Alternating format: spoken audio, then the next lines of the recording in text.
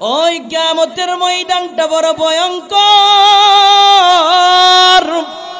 ও বাবারে, ওই কিয়ামতের ময়দানে কে আপনার আপন হবে রে? ওই কিয়ামতের ময়দানে কেউ কাউরে চিনবে না, বড় ভয়ঙ্কর অবস্থা হয়ে যাবে। আল্লাহর নবী বলেন কারো হাঁটু পর্যন্ত কাম হয়ে যাবে, আবার কারো কোমর পর্যন্ত কাম হয়ে যাবে, কারো গলা পর্যন্ত গাম হয়ে যাবে। আবার কেউ কিয়ামতের ময়দানে গামের মধ্যে রক্তপুঞ্জগুলার মধ্যে সাঁতার কাটতে থাকবে। 12 সূর্যের তাপ মানুষের মগজের মধ্যে যখন পড়বে, আল্লাহর কসম, আল্লাহি তাল্লাহি বিল্লাহি, এই সূর্যের তাপে মানুষের মগজগুলা টকবক টকবক করে পা উঠবে। আল্লাহু আকবার। এই মানুষের মগজগুলা পা উঠবে, জমিনটা তামার জানে হয়ে যাবে, মানুষগুলা চিৎকার করবে আর আমার আল্লাহরে ডাকবে। আল্লাহ বলেন না আল্লাহ, ও আল্লাহ আজকে আমার কি হবে আমি জানি না, আল্লাহ আজকে আমার কি হবে আমি জানি না। এইভাবে মানুষগুলা চিৎকার করবে আর কাঁদবে। আর ওই কিয়ামতের ময়দানে একদিন নয়, 2 দিন নয়, 1 বছর নয়, 2 বছর নয় বাবা, 50 আলফা সানা, 50,000 বছর দাঁড়ায়া থাকতে হবে। কই বছর? 50,000 বছর দাঁড়ায় থাকবে। মানুষগুলা কাঁদবে আর চিৎকার করবে, বলবে আল্লাহ সূর্যের তাপ আমি সহ্য করতে পারি না, ও আল্লাহ তাড়াতাড়ি বিচারের কাজ তুমি শুরু করে দাও। আল্লাহ বিচারের পরে হয়তো জান্নাতে দেওয়ার নাই, আর না হয় জাহান্নামে দেও, কিন্তু তাড়াতাড়ি বিচারের কাজ শুরু করে দাও। কিন্তু কিয়ামতের ময়দানে আর কোনো বাহাদুরি চলবে না, দুনিয়ার সম্পদের বাহাদুরি বাবা চলবে না, দুনিয়ার সম্পদের বাহাদুরি চলবে না, দুনিয়ার ক্ষমতার বাহাদুরি কিয়ামতের ময়দানে চলবে না। ওই কঠিন কিয়ামতের ময়দানে অন্য অন্য নবীরা পর্যন্ত নাফসি নাফসি করতে থাকবে, মদিনার নবী একমাত্র বলবে রব্বি হাবলিয়া উম্মতি, রব্বি হাবলিয়া উম্মতি। গুনাহগার উম্মতের জন্য মায়ার নবী রাহমাতুল লিল আলামিন পাগলের মতো কাঁদবে আর আমার আল্লাহরে বলবে আল্লাহ আমার উম্মত, আল্লাহ জোরে বলুন না আল্লাহ, আল্লাহ আমার উম্মত, আল্লাহ আমার উম্মত। এইভাবে যখন কাঁদবে সমস্ত মানুষগুলা পাগল হয়ে যাবে, দৌড়াইতে দৌড়াইতে আদম সফিউল্লাহর দরবারে চলে যাবে, গিয়া বলবে আদম নবী গো, আজকে কঠিন কিয়ামতের ময়দানে কেউ আমাদের জন্য সুপারিশ করতেছে না। আপনারা আবুল বাশার পৃথিবীর প্রথম মানুষ ছিলেন, আপনারা আমাদের আদি পিতা, আজকে আমাদের জন্য আপনি সুপারিশ করেন। আল্লাহ বলবে না না রে, এ আমার সন্তানেরা, আজকে আমি তোমাদের জন্য সুপারিশ করতে পারবো না। বলে কেন পারবেন না? বলবে আল্লাহ রাব্বুল আলামিন আমাকে নিষেধ করেছিল গন্ধম খাওয়ার জন্য, তারপরেও আমি ওই জান্নাতের মধ্যে গন্ধম ফল খেয়েছিলাম, এই জন্য আমি লজ্জিত, জানি না আমার সাথে কেমন আচরণ করা হবে। তোমরা আমার কাছ থেকে চলে যাও, তোমরা ইব্রাহিম খলিলুল্লাহর কাছে যাও। ইব্রাহিম নবীর কাছে সমস্ত মানুষগুলা দৌড়ায়া যাবে, গিয়া বলবে ও ইব্রাহিম নবী, আপনি না আমাদের মুসলমানদের জাতির পিতা। বলে দলিল কি? আল্লাহ বলেন মিল্লাতা আবিকুম ইব্রাহিম ওয়া সাম্মাকুমুল মুসলিমিন। জোরে বলুন আল্লাহু আকবার। আল্লাহ বলেন মুসলমানদের আমি জাতির পিতা বানায়া দিলাম ইব্রাহিমকে। জোরে বলুন না আল্লাহু আকবার। ইব্রাহিম নবীর দরবারে সমস্ত মানুষগুলা দৌড়ায় গিয়া বলবে ইব্রাহিম নবী গো, আপনি আজকে আমাদের জন্য সুপারিশ করেন, কেননা আল্লাহ রাব্বুল আলামিন আপনারে না ইব্রাহিম খলিল বলেছে, আল্লাহর বন্ধু বলেছে, এই জন্য আজকে আমাদের জন্য আপনি আল্লাহর কাছে সুপারিশ করেন। ইব্রাহিম নবী বলবে না না, আমি দুনিয়ার মধ্যে তিনটা মিথ্যা কথা বলেছিলাম, যদিও আমার আল্লাহ রাব্বুল আলামিন সমস্ত নবীদের আল্লাহ রাব্বুল আলামিন ভুল ত্রুটিগুলোকে এমনিতেই ক্ষমা করে দিয়েছে। আল আম্বিয়া মাসুমুন, নবীদের সমস্ত নবীরা নিষ্পাপ, এটা হচ্ছে আহলে সুন্নাত ওয়াল জামাতের আকীদা। কিন্তু তারপরেও ইব্রাহিম নবী তার নিজের কথা চিন্তা করে, চিন্তায় ফিকির করবে আর বলবে না না, আজকে আমি তোমাদের জন্য সুপারিশ করতে পারবো না, আজকে আমি তোমাদের জন্য কিছু করতে পারবো না, তোমরা মুসা কালিমুল্লাহর দরবারে চলে যাও। এবার সমস্ত মানুষগুলা কিয়ামতের ময়দানে দৌড়াইতে থাকবে আর নফসি নফসি করবে, দৌড়াইতে দৌড়াইতে মুসা কালিমুল্লাহর দরবারে যাবে। ওই মুসা নবীর দরবারে যাওয়ার পরে মুসা নবীর ডাক দিয়ে বলবে, মুসা নবী গো, আল্লাহ না আপনারে কালিম বলেছে, আল্লাহ না তোর পারে আপনার সাথে কথা বলেছে। জোরে বলুন সুবহানাল্লাহ। আমার আল্লাহ রাব্বুল আলামিন তাওরাত কিতাব মুসা নবীর উপরে নাজিল করেছে। মুসা নবীর কাছে গিয়া সমস্ত উম্মতেরা বলবে, আল্লাহ না আপনারে মুসা কালিমুল্লাহ বলেছে, আপনারা তুর পাহাড়ে গিয়ে আল্লাহর সাথে কথা বলেছেন। আজকে কিয়ামতের ময়দানে আপনি ছাড়া আমাদের জন্য কে সুপারিশ করবে? একটু আমাদের জন্য সুপারিশ করেন। এই কথা বলার সঙ্গে সঙ্গে মুসা নবী বলবে, না না, আমি তোমাদের জন্য সুপারিশ করতে পারবো না। বলে, কেন সুপারিশ করতে পারবেন না? তিনি বলবেন, আমাকে আমার আল্লাহ রাব্বুল আলামিন কোনো মানুষকে হত্যা করতে বলে নাই, কিন্তু আমি একজন ব্যক্তিকে থাপ্পড় মেরে হত্যা করে দিয়েছি। জুড়ে বলুন না আল্লাহু আকবার।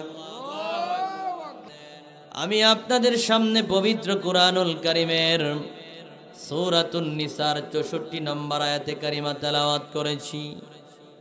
আল্লাহ রাব্বুল আলামিন বলেন, ওয়ালাউ আন্নাহুম ইয যালামু আনফুসাহুম জাউকা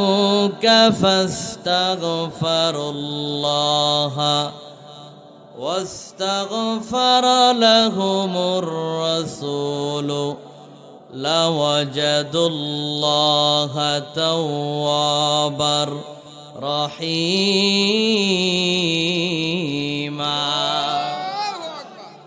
আল্লাহ তাআলা বলেন, ওয়ালাউ আন্নাহুম ইয যালামু, যখন তোমরা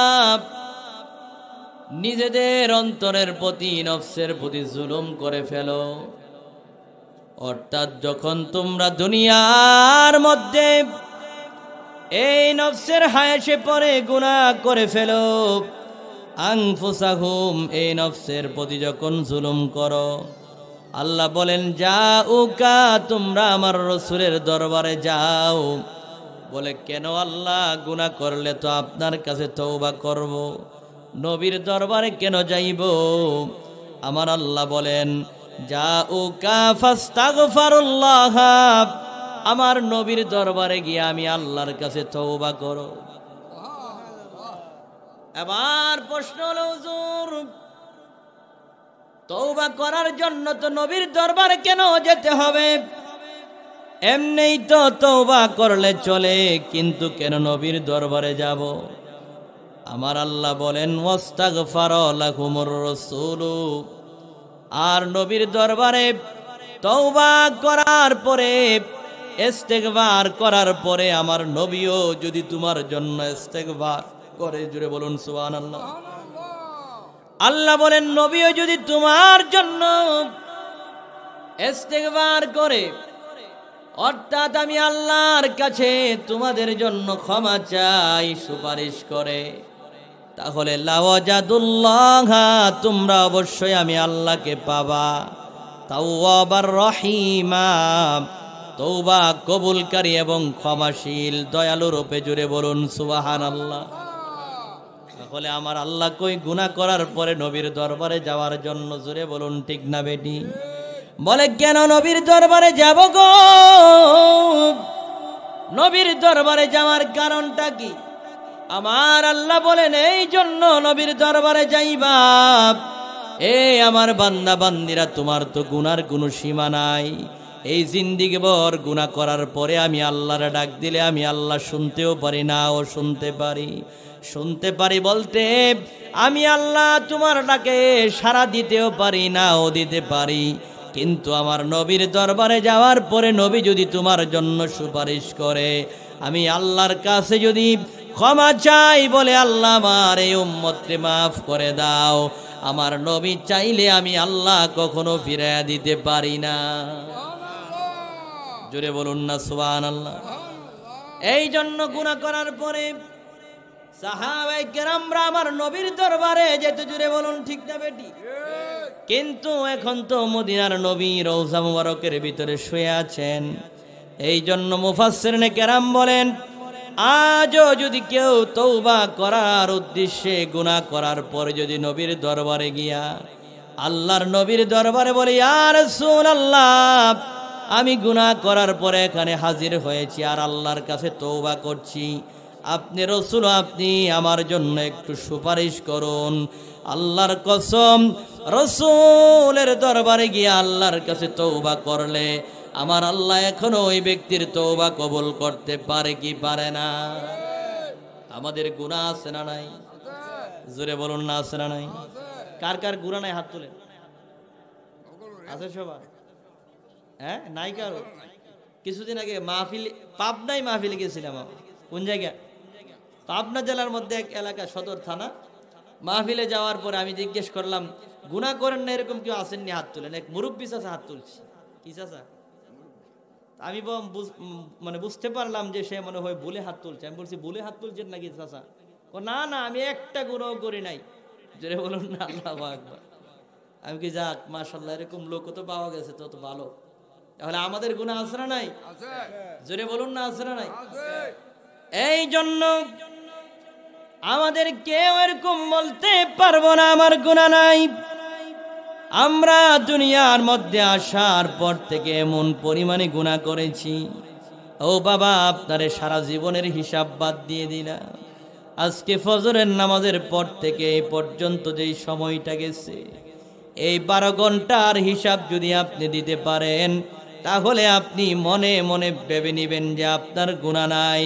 আপনারা এখানের মধ্যে যারা উপস্থিত হয়েছেন, এখানের মধ্যে এরকম কেউ আসেননি এই সকাল থেকে সন্ধ্যা পর্যন্ত একটু মিথ্যা বলেন নাই, অথবা মনের বেখেয়ালে কারো সাথে আপনার আরেকজনের গীবত করেন নাই, অথবা 5 ওয়াক্ত নামাজের ভিতরে 1 ওয়াক্ত নামাজও ছাড়েন নাই, অথবা মুখ দিয়ে এমন কোনো অন্যায় অপরাধের কথা বলেন নাই। বলবেন না, না হুজুর, এমন একজনও আপনি খুঁজে পাবেন না। যদি 12 ঘন্টার হিসাব না দিতে পারেন, এই 60-70 বছর কাটায়া দিলেন, ওই 60-70 বছরের হিসাব আমার মালিকের কাছে কিভাবে দিবে? জোরে বলুন ঠিক না বেটি? আরে আমার যুবক ভাইরা,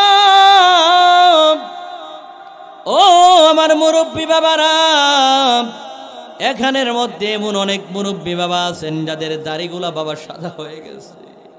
ও বাবা, দেখবেন রাতের বেলা যখন গভীর রাত্রে ওই বিছানার মধ্যে বালিশের মধ্যে যখন মাথারা লাগাইয়া শুয়ে থাকে, দেখবেন 40 বছরের পরেই অন্তরের ভিতরে একটা বাড়ি মারে যে হায়রে আর বেশি দিন তো দুনিয়ায় থাকবো না।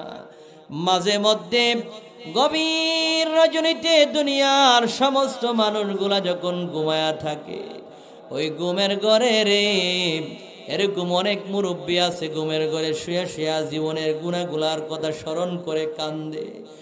আর ভাবে, যদি এখন এই গভীর রজনীতে আমার মৃত্যু হয়ে যায়, এই গভীর রজনীতে আমার মৃত্যু হয়ে গেলে সকাল বেলা তো আমার লাশটা কবরে নামায়া দিবে, কেউ আবার কবরে যাবে না। আমার কবরে তো আমার সন্তান যাবে না, এই সন্তান তো আমার কবরে যাবে না। এত আদরের স্ত্রী, যে স্ত্রী একদিন আপনারে না দেখলে স্ত্রীর ভালো লাগতো না, ওই স্ত্রীটা কিন্তু স্বামীর কবরে যাবে না। যেই স্বামী এত আদর করত স্ত্রীরে, ওই স্ত্রীর কবরের মধ্যেও কিন্তু বাবা স্বামী যাবে না। জোরে বলুন ঠিক না বেটি? এই জন্য আমার বাবাজিরা, এমন কোন মানুষ নাই গুনাহ করে নাই, এই গুনাহ করার পরে অনেক মুরব্বী বাবা আছে গভীর রজনীতে চোখটা বন্ধ করে যখন চিন্তা করে, হাই রে 40টা 50টা বছর কাটায়া দিলাম, জীবনে কত নামাজ ছাড়লাম। আল্লাহ তুমি যদি এক ওয়াক্ত নামাজের হিসাব চাও, এক ওয়াক্ত নামাজের হিসাব দিয়া তো জান্নাতে যাইতে পারবো না। মালিক রে জীবনে কত অন্যায় করলাম, কত অপরাধ করলাম, এই জীবনের অপরাধগুলোর কথা যদি মনে হয়, গভীর রাত্রে এমন অনেক মুরব্বী আছে ঘুম হয় না। এই জন্য আমার বাবাজিরা অন্তরের কান লাগায়া দেন, কে কার কবরে যাবে রে? কেউ কারো কবরের মধ্যে যাবে না, কেউ কারো আপন হবে না। ওই কঠিন কিয়ামতের ময়দানে যিনি আপনার আমার আপন হবেন তিনি হচ্ছেন মদিনার নবী। জোরে বলুন ঠিক না বেঠিক? ও মায়ার নবী গো তুমি প্রেমিসী, কোথায় লুকাইলা বলো না প্রেমিসী, কোথায় লুকাইলা নবী গো তুমি প্রেমিসী, কোথায় লুকাইলা। এই জন্য বাবাজিরা আমার বলতেছিলাম, ওই কবরের মধ্যে কেউ যাবে না। মার কবরের মধ্যে বাবা, আপনার কবরের মধ্যে মা যাবে না, মার কবরের মধ্যে আপনি যাবেন না, বাবার কবরে সন্তান যাবে না, সন্তানের কবরে বাবা যাবে না, ভাই ভাইয়ের কবরের মধ্যে যাবে না। জোরে বলুন ঠিক না বেটি? বলবেন হুজুর দলিল কি? আমার আল্লাহ রাব্বুল আলামিন সূরা বাসার মধ্যে স্পষ্ট করে বলেন, ইয়াউমা ইয়াফিরুল মারউ মিন আখিহি। জোরে বলুন আল্লাহু আকবার। আল্লাহ তাআলা বলেন ওই কবরের মধ্যে কিয়ামতের ময়দানে ভাই ভাইয়ের পরিচয় দিবে না। বলে আল্লাহ তাআলা কেন সর্বপ্রথম ভাইয়ের কথা আনলেন? এটা আনার কারণ আছে না নাই? জোরে বলুন না আছে না নাই? দেখবেন এলাকার মানুষগুলা যখন কারোর সাথে ঝগড়া করে অথবা যখন কোনো সমস্যা হয়, তখন সর্বপ্রথম ভাই পিছন থেকে লাঠি নিয়ে দাঁড়ায়। জোরে বলুন ঠিক না? যেই মায়ের পেটের ভাই ভাইয়ের বিপদে জাপায়া পড়ে রে, ওই ভাই কিয়ামতের ময়দানে আপন হবে না। জোরে বলুন ঠিক না বেটি? আল্লাহ বলেন ওই ভাই তোমার পরিচয় দিবে না, তোমার পরিচয় নিবে না, তোমার কাছ থেকে পলায়ন করবে। আল্লাহ বলেন শুধু ভাই না, এ বান্দারে কিয়ামতের ময়দানটা এমন হবে তোমার শুধু ভাই তোমার কাছে পালায়া যাবে তা নয়, ও উম্মিহি ওয়া আবি, তোমার যেই মা 10 মাস 10 দিন গর্ভে ধারণ করেছে, যেই মা তোমার একদিন না দেখলে ভালো লাগলো না, যেই মা নিজে না খাইয়া তোমারে খাওয়াইছে, ওই জনম দুঃখিনী মা এত আদরের সন্তানকে ওই কঠিন কিয়ামতের ময়দানে পরিচয় দিবে না। বলুন আল্লাহু আকবার। আল্লাহ বলেন ও আবি, আর ওই বাবা দেখবেন যে বাবা সন্তানকে ভালো রাখার জন্য সারাদিন জমিনের মধ্যে কাজ করছে। জোরে বলুন ঠিক? যেই বাবা নিজে না খাইয়া সন্তানকে খাওয়াইল, বাবার ইচ্ছাগুলা পূরণ করে নাই, ঈদের দিন আসলে বাবা একটা ভালো জামা গায়ে দেয় নাই, সিরা জামাটা নিয়া পুরান জামাটা নিয়া ঈদগাহে যায়, তারপরেও সন্তানের চাহিদা পূরণ করে ওই সন্তানটারে নতুন জামা কিনা দেয়, কিন্তু বাবা একটা পুরান জামা দিয়া ঈদ করে। ওই এত আদরের বাবা,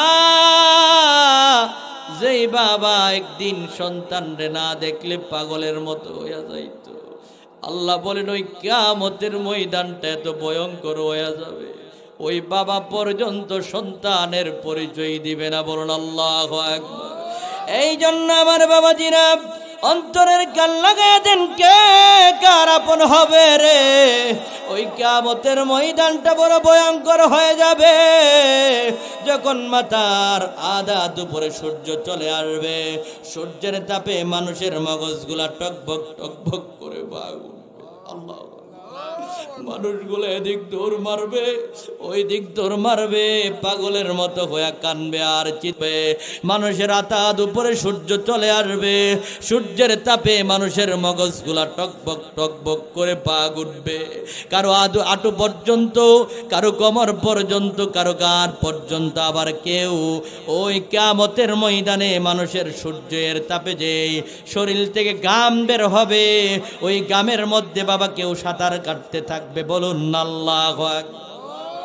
ওই কিয়ামতের ময়দানটা বড় ভয়ঙ্কর। ও বাবারে, ওই কিয়ামতের ময়দানে কে আপনার আপন হবে রে? ওই কিয়ামতের ময়দানে কেউ কাউরে চিনবে না, বড় ভয়ঙ্কর অবস্থা হয়ে যাবে। আল্লাহর নবী বলেন, কারো হাঁটু পর্যন্ত কাম হয়ে যাবে, আবার কারো কোমর পর্যন্ত গাম হয়ে যাবে, কারো গলা পর্যন্ত গাম হয়ে যাবে। আবার কেউ কিয়ামতের ময়দানে গামের মধ্যে রক্তপুঞ্জগুলার মধ্যে সাঁতার কাটতে থাকবে।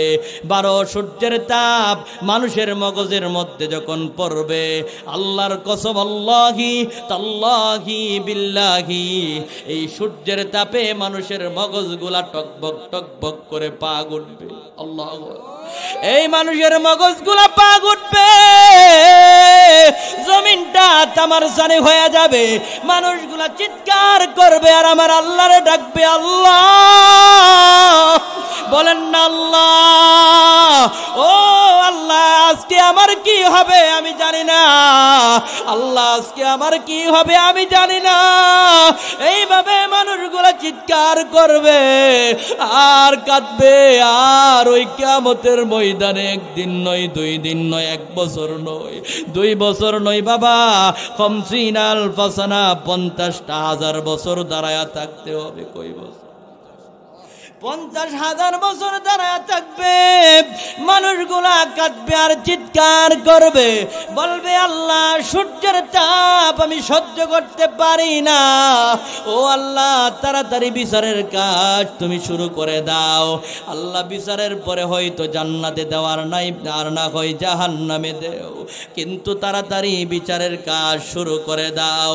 কিন্তু কিয়ামতের ময়দানে আর কোনো বাহাদুরি চলবে না। দুনিয়ার সম্পদের বাহাদুরি বাবা চলবে না, দুনিয়ার সম্পদের বাহাদুরি চলবে না, দুনিয়ার ক্ষমতার বাহাদুরি কিয়ামতের ময়দানে চলবে না। ওই কঠিন কিয়ামতের ময়দানে অন্য অন্য নবীরা পর্যন্ত নাফসি নাফসি করতে থাকবে। মদিনার নবী একমাত্র বলবে, রব্বি হাবলিয়া উম্মতি, রব্বি হাবলিয়া উম্মতি। গুনাহগার উম্মতের জন্য মায়ার নবী রহমাতুল লিল আলামিন পাগলের মতো কাঁদবে আর আমার আল্লাহরে বলবে, আল্লাহ আমার উম্মত, আল্লাহ জোরে বলুন না আল্লাহ, আল্লাহ আমার উম্মত, আল্লাহ আমার উম্মত। এইভাবে যখন কাঁদবে সমস্ত মানুষগুলা পাগল হয়ে যাবে। দৌড়াইতে দৌড়াইতে আদম সফিউল্লাহর দরবারে চলে যাবে, গিয়া বলবে, আদম নবী গো, আজকে কঠিন কিয়ামতের ময়দানে কেউ আমাদের জন্য সুপারিশ করতেছে না। আপনারা আবুল বাশার পৃথিবীর প্রথম মানুষ ছিলেন, আপনারা আমাদের আদি পিতা, আজকে আমাদের জন্য আপনি সুপারিশ করেন। আল্লাহ বলবে, না না রে, এ আমার সন্তানেরা, আজকে আমি তোমাদের জন্য সুপারিশ করতে পারবো না। বলে, কেন পারবেন না? বলবে, আল্লাহ রাব্বুল আলামিন আমাকে নিষেধ করেছিল গন্ধম খাওয়ার জন্য, তারপরেও আমি ওই জান্নাতের মধ্যে গন্ধম ফল খেয়েছিলাম, এই জন্য আমি লজ্জিত, জানি না আমার সাথে কেমন আচরণ করা হবে। তোমরা আমার কাছ থেকে চলে যাও, তোমরা ইব্রাহিম খলিলুল্লাহর কাছে যাও, দাও। ইব্রাহিম নবীর কাছে সমস্ত মানুষগুলা দৌড়ায়া যাবে, গিয়া বলবে, ও ইব্রাহিম নবী, আপনি না আমাদের মুসলমানদের জাতির পিতা। বলে দলিল কি? আল্লাহ বলেন, মিল্লাতা আবিকুম ইব্রাহিম ওয়া সাম্মাকুমুল মুসলিমিন। জোরে বলুন আল্লাহু আকবার। আল্লাহ বলেন, মুসলমানদের আমি জাতির পিতা বানায়া দিলাম ইব্রাহিমকে। জোরে বলুন না আল্লাহু আকবার। ইব্রাহিম নবীর দরবারে সমস্ত মানুষগুলা দৌড়ায় গিয়া বলবে, ইব্রাহিম নবী গো, আপনি আজকে আমাদের জন্য সুপারিশ করেন। কেননা আল্লাহ রাব্বুল আলামিন আপনারে না ইব্রাহিম খলিল বলেছে, আল্লাহর বন্ধু বলেছে। এই জন্য আজকে আমাদের জন্য আপনি আল্লাহর কাছে সুপারিশ করেন।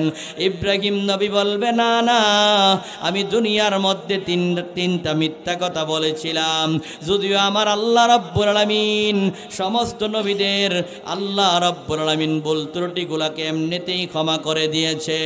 আল আম্বিয়া মাসুমুন, নবীদের সমস্ত নবীরা নিষ্পাপ, এটা হচ্ছে আহলে সুন্নাত ওয়াল জামাতের আকীদা। কিন্তু তারপরেও ইব্রাহিম নবী তার নিজের কথা চিন্তা করে, চিন্তায় ফিকির করবে আর বলবে, না না, আজকে আমি তোমাদের জন্য সুপারিশ করতে পারবো না, আজকে আমি তোমাদের জন্য কিছু করতে পারবো না, তোমরা মুসা কালিমুল্লাহর দরবারে চলে যাও। এবার সমস্ত মানুষগুলা কিয়ামতের ময়দানে দৌড়াইতে থাকবে আর নফসি নফসি করবে। দৌড়াইতে দৌড়াইতে মুসা কালিমুল্লাহর দরবারে যাবে।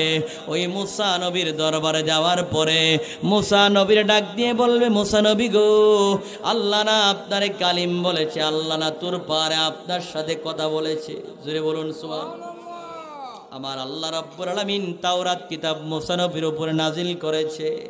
মুসা নবীর কাছে গিয়া সমস্ত উম্মতেরা বলবে, আল্লাহ না আপনারে মুসা কালিমুল্লাহ বলেছে, আপনি না তোর পাহাড়ে গিয়ে আল্লাহর সাথে কথা বলেছেন। আজকে কিয়ামতের ময়দানে আপনি ছাড়া আমাদের জন্য কে সুপারিশ করবে? একটু আমাদের জন্য সুপারিশ করেন। এই কথা বলার সঙ্গে সঙ্গে মুসা নবী বলবে, না না, আমি তোমাদের জন্য সুপারিশ করতে পারবো না। বলে, কেন সুপারিশ করতে পারবেন না? তিনি বলবেন, আমাকে আমার আল্লাহ রাব্বুল আলামিন কোনো মানুষকে হত্যা করতে বলে নাই, কিন্তু আমি একজন ব্যক্তিকে থাপ্পড় মেরে হত্যা করে দিয়েছি। জুড়ে বলুন না আল্লাহু আকবার। মুসা নবী কি গরম নবী না নরম নবী? কথা বলে না, নরম না গরম? কেউ যেই নবী আজরাইল রে বাম হাত দিয়ে থাপ্পড় মাইরা আজরাইলের চক্ষু ফেলে দেয়, এই নবীর কি শক্তি কম না বেশি? বুখারীর বর্ণনা, হযরত আজরাইল আলাইহিস সালাতু ওয়াস সালাম যখন আসছে মুসা নবীর কাছে, কোন নবীর কাছে? মুসা নবীর কাছে যখন আসছে, আসার পরে বাম হাত দিয়ে এমন থাপ্পড় মারছে, সঙ্গে সঙ্গে আজরাইলের চক্ষু বেরিয়ে গেছে। জোরে বলুন আল্লাহু আকবার। এই মুসা নবী, যেই মুসা নবী এত শক্তি প্রত্যেকটা নবীকে আমার আল্লাহ দিয়েছে জানেননি? মায়ার নবী বলেন, প্রত্যেকটা নবীরে আমার আল্লাহ রাব্বুল আলামিন 40 জন তাগড়া যুবকের শক্তি দান করেছে। জুড়ে বলুন সুবহানাল্লাহ। আর আমার গবেষণায় 1 লক্ষ মতান্তরে 2,24,000 নবী রাসূল। জুড়ে বলুন না সুবহানাল্লাহ। এই 1 লক্ষ মতান্তরে 2,24,000 নবী রাসূলরে আমার আল্লাহ যত শক্তি দিয়েছে, আমার মায়ার নবী রাহমাতুল লিল আলামিনকে তার চাইতে নবুয়তি শক্তি আরো বেশি দিয়েছে। জুড়ে বলুন সুবহানাল্লাহ। ওই মুসা কালিমুল্লাহ তিনি বলবে, আজকে আমি তোমাদের জন্য সুপারিশ করতে পারবো না। বলে, কেন পারবেন না? বলে, এই জন্য পারবো না, এই দুনিয়ার মধ্যে থাকা অবস্থায় ওই ফেরাউনের একজন ক্ষমতা থাকা অবস্থায় একজন ব্যক্তি এসেছিল আমার কাছে বিচার চাওয়ার জন্য। কি করার জন্য? বিচার দেওয়ার পরে আমি বললাম ওই ব্যক্তিটাকে বললাম, তুমি এমন কাজ করলা কেন? তারে শাসন করার জন্য একটা চর মেরেছিলাম। কি করার জন্য? শাসন করার জন্য একটা চর মারলাম। কিন্তু একটা চর মারার সঙ্গে সঙ্গে রে ওই ব্যক্তিটা মুহূর্তের ভিতরে জমিনের ভিতরে এমন ভাবে লুটায়া পড়ছে, একটা পরে দুনিয়া থেকে বিদায় নিয়ে চলে গেছে। বলুন আল্লাহু আকবার। কি যেই নবী এক থাপ্পড় দিয়ে মানুষ মেরে ফেলে, শক্তি কি কম না বেশি? কথা বলে না, কম না বেশি? যদিও আমার আল্লাহ রাব্বুল আলামিন এই গুনাহকে আমার আল্লাহ গুনাহ হিসেবে লেখেন নাই, মুসা নবীর কোনো গুনাহ নাই, কিন্তু মুসা নবী এটাকে পাপ মনে করে ওই কঠিন কিয়ামতের ময়দানে তার এই দোষের কথা নিজে নিজে বলবে, আর চিন্তা করবে, আর লজ্জিত হয়ে বলবে, রে উম্মতেরা রে, আজকে আমার কাছে তোমরা সুপারিশ করার জন্য আমাকে বলো না, আমি জানি না আমার সাথে কেমন আচরণ করা হবে রে, তোমরা যাও যাও ঈসা রুহুল্লাহর কাছে চলে যাও, ওই ঈসা নবী তোমাদের জন্য সুপারিশ করবে। সমস্ত উম্মতেরা দৌড়াইতে লাগবে, দৌড়াইতে দৌড়াইতে ঈসা রুহুল্লাহর কাছে যাবে। কোন নবী? জোরে বলুন না, কোন নবী? ঈসা রুহুল্লাহর কাছে যাওয়ার পরে সমস্ত উম্মতেরা গিয়ে বলবে, ও ঈসা নবী, আমরা সবাই আপনার কাছে এসেছি। বলে, কেন এসেছো? বলবে, আমরা এই জন্য এসেছি, আজকে কিয়ামতের ময়দানে দীর্ঘদিন ধরে আমরা দাঁড়িয়ে আছি, আল্লাহ রাব্বুল আলামিনের কাছে আমাদের জন্য একটু সুপারিশ করেন। ঈসা রুহুল্লাহ বলবেন, না না, তোমাদের জন্য আজকে আমি কোনো সুপারিশ করতে পারবো না, তোমরা মুহাম্মদুর রাসূলুল্লাহর দরবারে চলে যাও। ও মদিনা, তোমায় বলতে পারি জোরে, ও মদিনা, কি করে বলবো তোমায়, বলো না, ও মদিনা তোমায়, জোরে বলুন না ইয়া রাসূলুল্লাহ। যেই কথা বলতেছিলাম বাবাজিরা আমার, সমস্ত উম্মতেরা দৌড়ায়া তখন মুহাম্মদুর রাসূলুল্লাহর কাছে যাবে। আল্লাহর নবীর দরবারে যাওয়ার পরে মানুষগুলা মায়ার নবীরে গিয়া বলবেন, ইয়া রাসূলুল্লাহ, ও মায়ার নবীজি, আমাদের জন্য আপনি একটু সুপারিশ করেন। এই কথা বলতে দেরি রে, আমার নবী বলার পূর্বেই সমস্ত উম্মতেরা গিয়ে দেখবে মদিনার নবী রাহমাতুল লিল আলামিন আমার আল্লাহ রাব্বুল আলামিনের কুদরতি পা মুবারকের মধ্যে সেজদায় পড়ে পড়ে রব্বি হাবলি ইয়া উম্মতি বলে কাঁদে। আমি তোমার প্রেমের ভিখারি ইয়া রাসূলুল্লাহ, আমি তোমার বলেন, আমি তোমার ইয়া রাসূলুল্লাহ,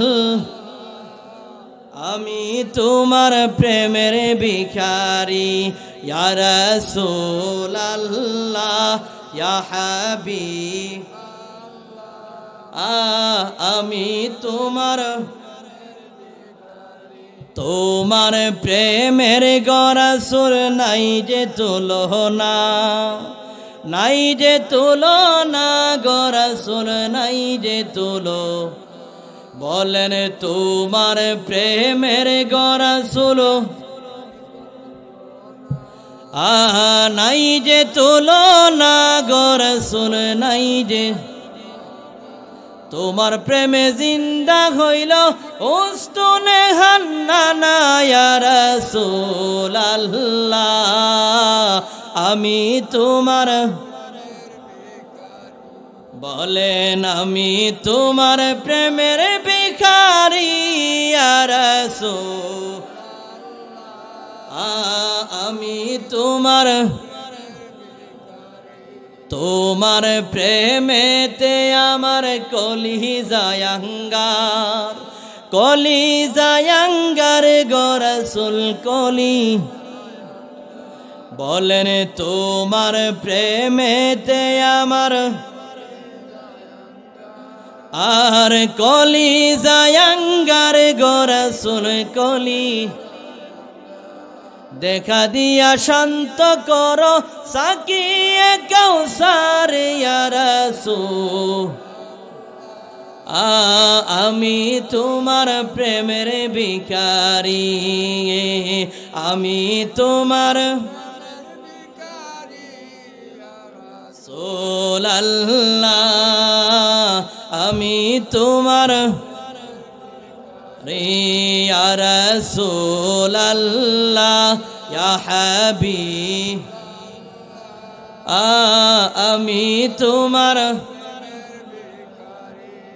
আমি তোমার প্রেমের ভিখারি ইয়া রাসূল আমি তোমার প্রেমের ভিখারি জোরে বলুন না ইয়া রাসূলুল্লাহ ওই মদিনার নবী রাহমাতুল লিল আলামিন ওই কিয়ামতের ময়দানে সমস্ত উম্মতগুলোর জন্য পেরেশান হয়ে কাঁদবে আর বলবে আল্লাহ আমার গুনাহগার উম্মতগুলোরে তুমি যদি আজকে না মাফ করবা আল্লাহ গো আমি তোমার জান্নাতে প্রবেশ করব না আল্লাহ বলবেন হাবিব আমার ইরফা রাসাক আপনি মাথা ওঠা ইসফাতু শাফা আপনি যা চাইবেন গো আমি আল্লাহ আপনার সমস্ত সুপারিশগুলা আমি আল্লাহ কবুল করে নেব ওই কিয়ামতের ময়দানে সমস্ত নবীরা চিৎকার করবে আর নাফসি নাফসি বলে কাঁদবে কিন্তু মদিনার নবী নাফসি বলবে না বলবে রব্বি হাবলিয়া উম্মতি ওই গুনাহগার উম্মতগুলোর জন্য মদিনার নবী পাগল পারা হয়ে কাঁদবে একটা উম্মত জাহান্নামে থাকতে মায়ার নবী রাহমাতুল লিল আলামিন জান্নাতে প্রবেশ করবে না জোরে বলুন না সুবহানাল্লাহ ওই মদিনার নবীরে ভালোবাসার দরকার আছে না নাই আর জোরে বলুন না আছে না নাই ওই যে সর্বপ্রথম যে আয়াতে কারিমা বলেছিলাম আমার আল্লাহ বলেছেন ওয়ালাউ আন্নাহুম ইযলামু আনফুসাহুম জাউকা তোমরা যখন তোমাদের নফসের প্রতি জুলুম করো অপরাধ করো তখন তোমরা যাওকা আমার রাসূলের দরবারে যাও ফাস্তাগফিরুল্লাহ আর আমার রাসূলের দরবারে গিয়া আমার আল্লাহ রাব্বুল আলামিনের কাছে ইস্তেগফার করো ওয়াস্তাগফার লাহুমুর রাসূল আর আমার রাসূল যদি তোমাদের জন্য সুপারিশ করে ইস্তেগফার করে ক্ষমা চাই আমি আল্লাহ রাব্বুল আলামিনকে তোমরা অবশ্যই তওবাকারী রূপে পাবে জুড়ে বলুন সুবহানাল্লাহ এটা হচ্ছে সাহাবায়ে কেরামের আকীদা জুড়ে বলুন ঠিক না বেটি ওই আইয়ামে জাহিলিয়াতের যুগে অন্ধকারের যুগে আমার নবী রাহমাতুল লিল আলামিন যখন ইসলামের দাওয়াত দেওয়া শুরু করলো আল্লাহর নবী কালিমার দাওয়াত দেওয়ার পরে একজন সাহাবী মায়ার নবী রাহমাতুল লিল আলামিনের হাতে কালিমা পড়ে মুসলমান হলো জুড়ে বলুন সুবহানাল্লাহ ওই সাহাবীর নাম হচ্ছে দাহিয়াতুল কালবি নাম কি দাহিয়াতুল কালবি ওই দাহিয়াতুল কালবি আমার নবীকে ডাক দিয়ে বলেন ইয়া রাসূলুল্লাহ আল্লাহর নবী গো ও মায়ার নবীজি আইয়ামে জাহিলিয়াতের যুগে অন্ধকারের যুগে ওই বর্বরতার যুগে ইসলামের পূর্ব যুগে এমন একটা অবস্থা ছিল জীবন্ত কন্যাকে মানুষগুলা দাফন করে দিত নারীদের কোনো সম্মান ছিল না ইজ্জত ছিল না মর্যাদা ছিল না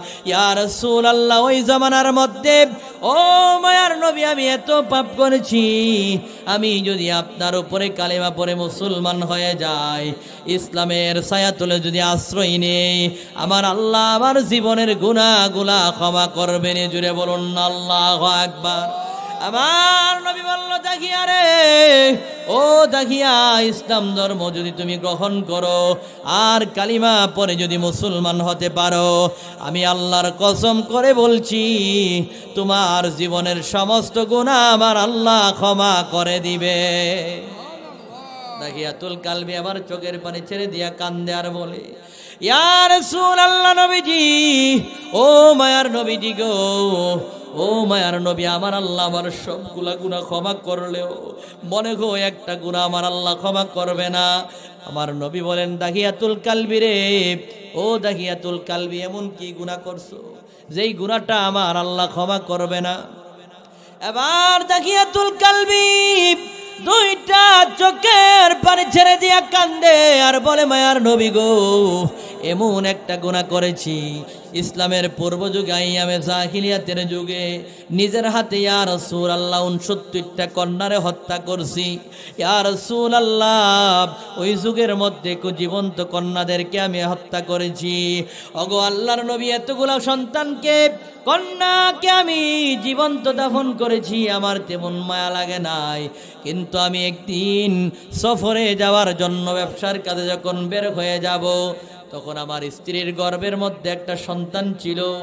ইয়া রাসূলুল্লাহ, ওই সন্তানটা গর্ভে থাকা অবস্থায় বিবিরে ডাক দিয়া বললাম, আল্লাহু আকবার বলে, বললাম, বিবিরে, তোমার গর্ভের সন্তানটা যদি ছেলে সন্তান হয় তাহলে রেখে দিবা, ভালো করে যত্ন করবা, লালন পালন করে বড় করবা। আর যদি তোমার গর্ভের সন্তানটা যদি কন্যা সন্তান হয় তাহলে বিবিরে জীবন্ত হত্যা করে দিবা, দাফন করে দিবা। এই কথা বলার পরে ইয়া রাসূলুল্লাহ, আমি ব্যবসার কাজে সিরিয়ায় চলে গেলাম। দীর্ঘদিন ব্যবসার কাজে ব্যস্ত থাকার কারণে বাড়ি ফিরে আসতে পারি নাই। 4-5 বছর অথবা 6-7 বছর পরে যখন আমি বাড়িতে ফিরে আসলাম, আসার পরে ঘরের মধ্যে তাকায়া দেখি আমার ঘরের মধ্যে একটা ফুটফুটে কন্যা সন্তান দেখা যায়। আল্লাহু আকবার বল। বাবাজিরা, আমার কন্যা সন্তান হইলে চেহারা বেজার করবেন না, আন্দার করবেন না।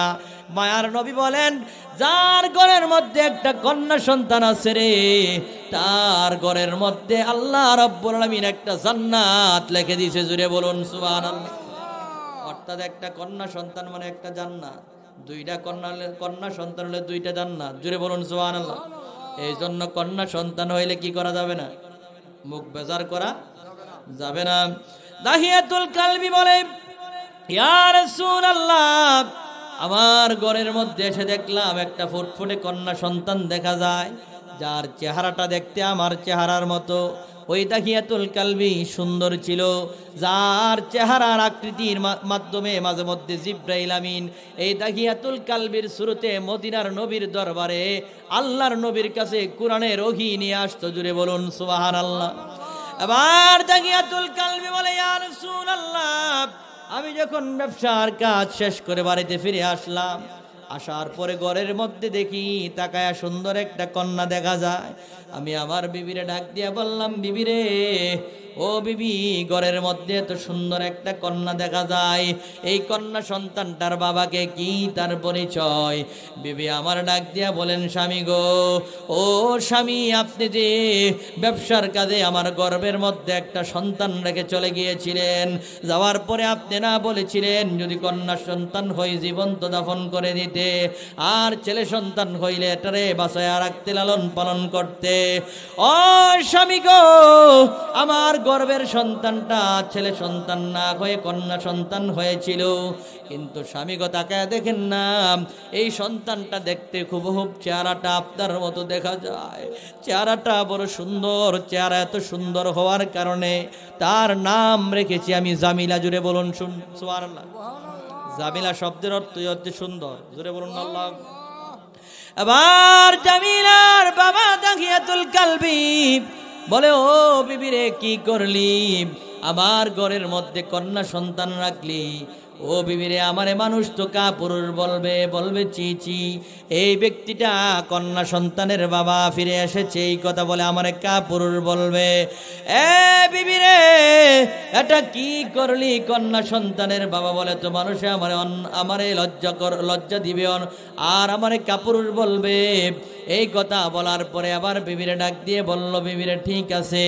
এই কথা বলার পরে রাতের বেলা ওই জামিলাকে নিয়া দাহিয়াতুল কালবি যখন ঘরের মধ্যে শুয়ে গেল বিছানার মধ্যে, দাহিয়াতুল কালবি বলে, ইয়া রাসূলুল্লাহ, ঘুমের ঘরে শোয়ার পরে আমার ওই কলিজার টুকরা কন্যা সন্তানটা অর্থাৎ জামিলা একবার তার মায়ের কপালের মধ্যে চুমা দেয়, আরেকবার আমার কপালের মধ্যে চুমা দেয়, একবার আমার ঠোঁটের মধ্যে চুমা দেয় গো, আরেকবার আমার কপালে চুমা দেয়, একবার গালের মধ্যে চুমা দেয়, একবার আমারে জড়ায়া ধরে, আরেকবার তার মা জামিলার মারে সে জড়ায়া ধরে।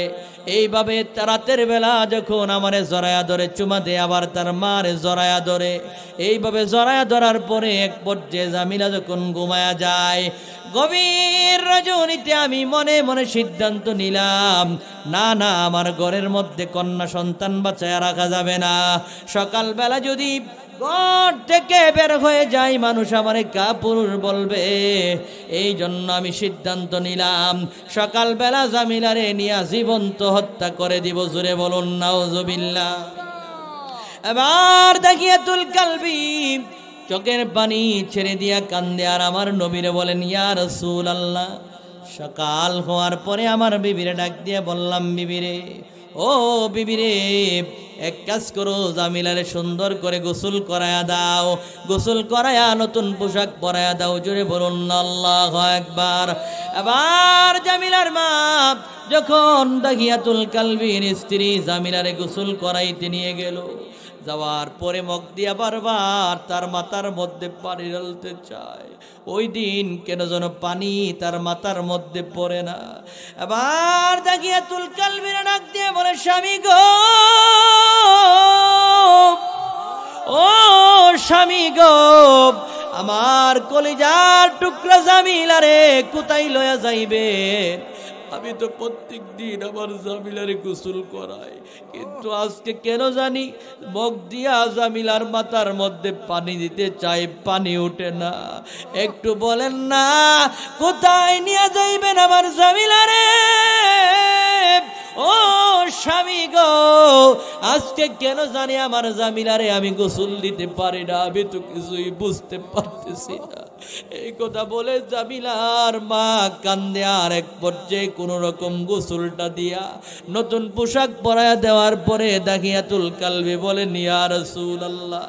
আমি বললাম, বিবিরে, তাড়াতাড়ি করে জামিলারে সাজায়া দেওয়ার পরে জামিলারে নিয়া মরুভূমির রাস্তার দিকে রওনা হয়ে গেল। মরুভূমির দিকে রওনা হওয়ার পরে ওই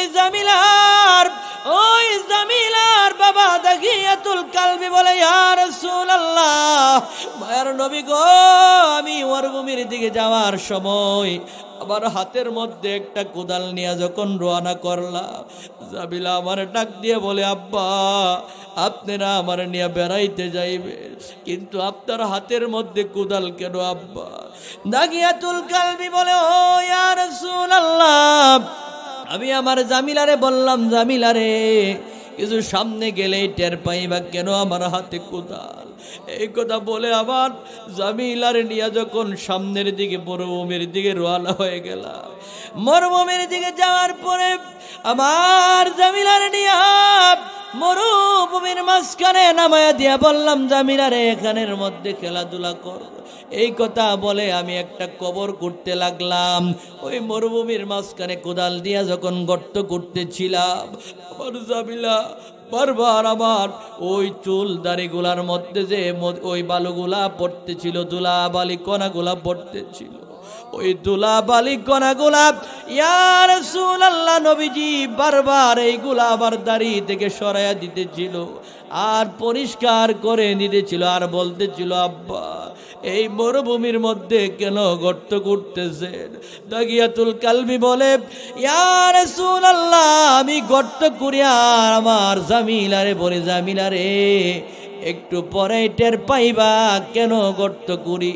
এই কথা বলে আমি যখন গর্ত করতে লাগলাম, গর্ত করতে করতে এক পর্যায়ে যখন গর্ত করা শেষ হয়ে গেল, আমি জামিলারে ডাক দিয়ে এনে ওই গর্তের পাশে দাঁড় করায়া ধাক্কা মেরে গর্তের ভিতরে ফেলে দিয়া গো, ইয়া রাসূলুল্লাহ, ধাক্কা মেরে তার ভিতরে ফেলে দেওয়ার পরে ওই জামিলা চিৎকার করে কাঁদে আর বলে, আব্বা, আর জিন্দেগিতে কোনোদিন আপনারে বাবা পরিচয় দিব না, আর জিন্দেগিতে কোনোদিন আপনার পরিচয় দিব না, আপনার কাছে খাবার চাইব না, আর কোনদিন আপনার কাছে টাকা চাইব না, সম্পদ চাইব না। ও আব্বা, আজকে আমার জীবনটা ভিক্ষা দেন গো আব্বা। ও আব্বা, আর কোনদিন আপনার পরিচয় দিব না, আজকে আমার জীবনটা ভিক্ষা দেন। এইভাবে আমার বাবা দাগিয়াতুল কালবিরে যখন বারবার বলতেছিল, দাগিয়াতুল কালবি বলেন, ইয়া রাসূলুল্লাহ, এইভাবে বারবার বলার পরে আবার একটু মায়া লাগে না? আমি জামিলার উপরে বালুগুলা মাটিগুলা দেওয়া শুরু করে দিলাম। মাটি দিতে দিতে এক পর্যায়ে মাটি দিতে দিতে জামিলারে যখন আমি জীবন্ত দাফন করে দিলাম, ইয়া রাসূলুল্লাহ, ও মায়ার নবী গো, আজও যখন আমি ঘুমের ঘরে শুয়ে থাকি, আমার ওই দৃশ্যের কথা মনে হইলে আজও আমি ঘুমাইতে পারি না। আবার জামিলার কান্নার শব্দ শুনতে পাই। ইয়া রাসূলুল্লাহ, আল্লাহর নবী গো, আবার সমস্ত গুনাহ আমার আল্লাহ ক্ষমা করলেও আবার আল্লাহ মনে হয় ওই গুনাহটা ক্ষমা করবে না। আন্নানু মান্নান আল্লাহ,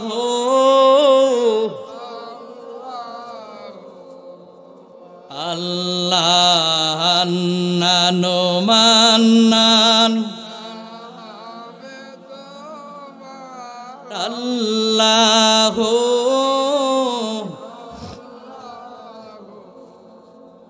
আল্লাহ জালিলু জাব্বার,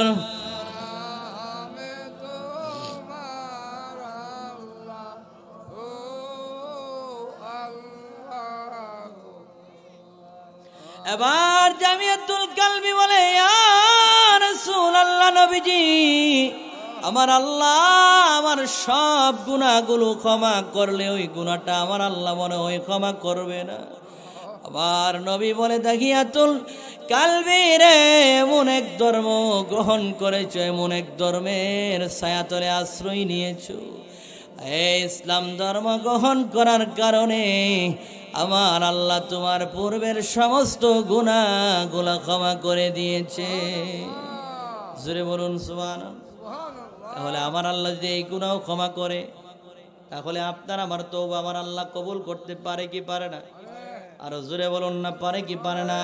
ওই আল্লাহর কাছে চাওয়ার দরকার আছে না নাই? সন্তান চাইবেন কার কাছে? আর জোরে বলুন না, কার কাছে? আমার আল্লাহ দিতে পারে কি পারে না? আবার আল্লাহ রাব্বুল আলামিন ইব্রাহিম খলিলুল্লাহকে যদি 86 বছর বয়সে সন্তান দিতে পারে, ওই আল্লাহ আজকে আছে না নাই? আল্লাহর ক্ষমতা মনে কমে গেছে কেন? আসেনি ওই আল্লাহ? হ্যাঁ, আসেনি। ওই আল্লাহর কাছে যদি আজকে সন্তান চান, আমার আল্লাহ সন্তান দিতে পারে কি পারে না? যার ঋণ আছে, ঋণ থেকে মুক্তি চাইলে দিতে পারে কি পারে না? সামনে মাহে রমজান মাস আসতেছে, অবশ্যই বেশি বেশি করে আল্লাহর কাছে ইস্তেগফার করবেন, তওবা করবেন, জিকির আজকার করবেন, রাসূলের উপর বেশি বেশি দুরূদ পড়বেন, মা বাবার খেদমত করবেন, 5 ওয়াক্ত নামাজ পড়বেন, মাহে রমজান গুলার রোজা রাখবেন।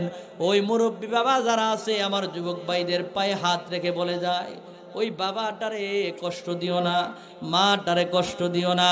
মা বাবার অন্তরে যদি কষ্ট দাও, খোদার কসম করে বলি, তুমি মক্কা মদিনার ইমাম হতে পারো, মা বাবার অন্তরে কষ্ট দিলে জান্নাতে যেতে পারবা না। জোরে বলুন ঠিক না বেটি? এই জন্য মা বাবার খেদমতের দরকার আছে না নাই? আর জোরে বলুন না, আছে না নাই? এই জন্য মা বাবার খেদমত করবেন, খেদমত বেশি বেশি করে করবেন, মা বাবার খেদমত করবেন। আল্লাহর নবী বলেন, রিদার রব্বি ফি রিদাল ওয়ালিদাইন ওয়া সাখাতুর রব্বি ফি সাখাতিল ওয়ালিদাইন, পিতামাতার সন্তুষ্টিতে আমার আল্লাহ সন্তুষ্টি, আর পিতামাতার অসন্তুষ্টিতে আমার আল্লাহ অসন্তুষ্টি। অর্থাৎ আল্লাহ তাআলা তার প্রতি খুশি, নারাজ হয়ে যান। যার মা বাবা তার উপর খুশি, তার উপরে আমার আল্লাহ খুশি। আর যার উপরে তার মা বাবা নারাজ, আমার আল্লাহ তার উপরে নারাজ। জোরে বলুন ঠিক না? অন্য হাদিসে আল্লাহর রাসূল বলেন ক্বালা হুমা জান্নাতুকা ওয়া নারু, তোমার মা এবং তোমার বাবা তোমার জন্য জান্নাত অথবা জাহান্নাম। মা বাবার খেদমত করবা, মা বাবার রাজি খুশি করাইতে পারবা, তাহলে তোমার মা বাবা তোমার জন্য জান্নাত হয়ে যাবে। জোরে বলুন সুবহানাল্লাহ। আর মা বাবাকে যদি কষ্ট দাও, মা বাবার অন্তর যদি যার্রা পরিমাণ কষ্ট পায়, আর এই কষ্টের কারণে তোমার দুনিয়ার সমস্ত জিন্দেগীর নেক আমল বরবাদ হয়ে যাবে, তোমার স্থান জাহান্নাম হয়ে যাবে।